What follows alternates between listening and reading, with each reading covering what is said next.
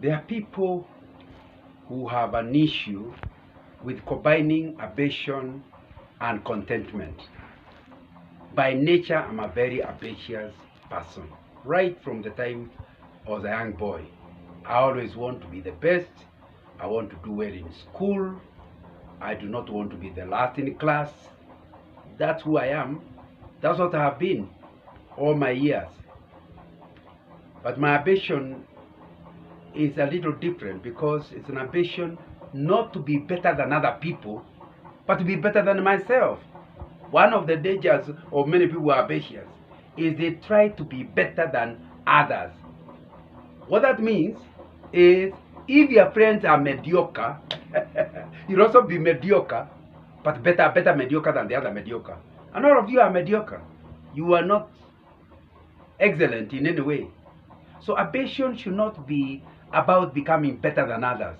Ambition should be becoming better than yourself. And I think that's a very important thing. So that on a continuous basis, you are trying to improve. Is it speaking? Like I spend a lot of time speaking to people. I want to do better this time than I did last time. That doesn't mean I'm better than you or worse than you. That's irrelevant. I want to be better than myself. My ambition is to be the very best I can ever be, given God's gifting on my life. So I'm ambitious. But I've also written a book called Contentment. Contentment, I say in the book, is a secret because many people hardly become contented. Some are achievers in big ways, but they never sense contentment.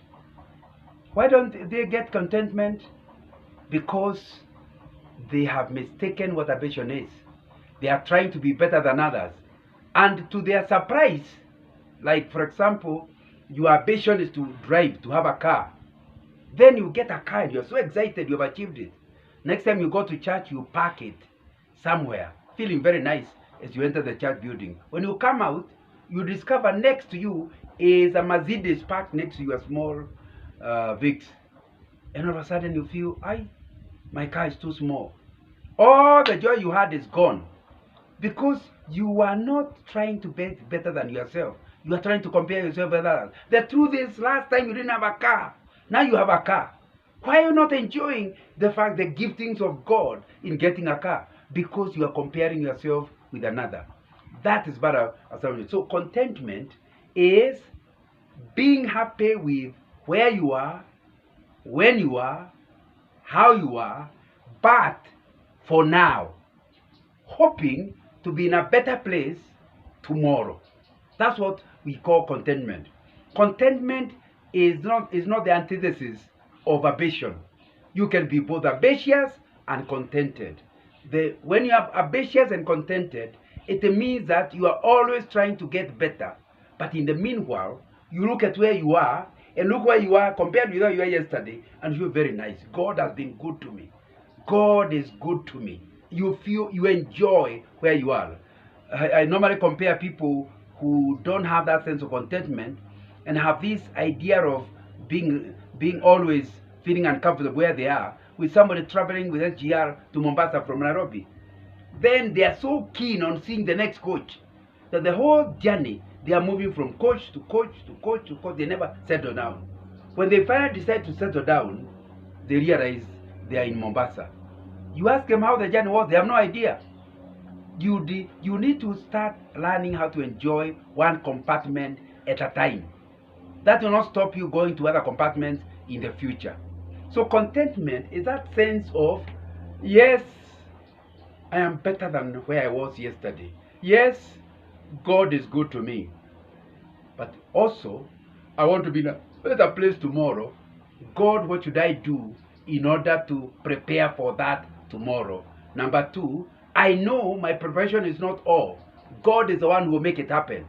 And if God delays it by 2 years or 3 years or 4 years, I will enjoy where I am. Why?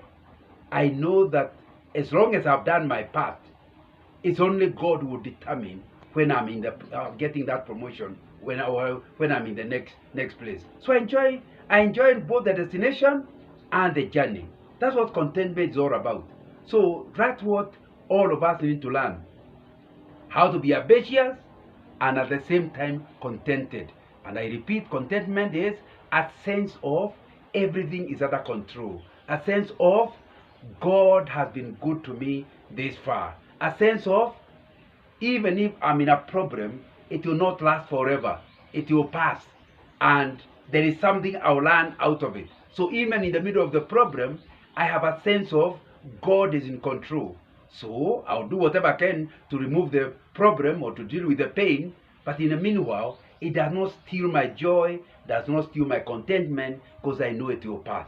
That's really what you're talking about when you talk about the people that are ambitious yet contented. People that are contented yet ambitious.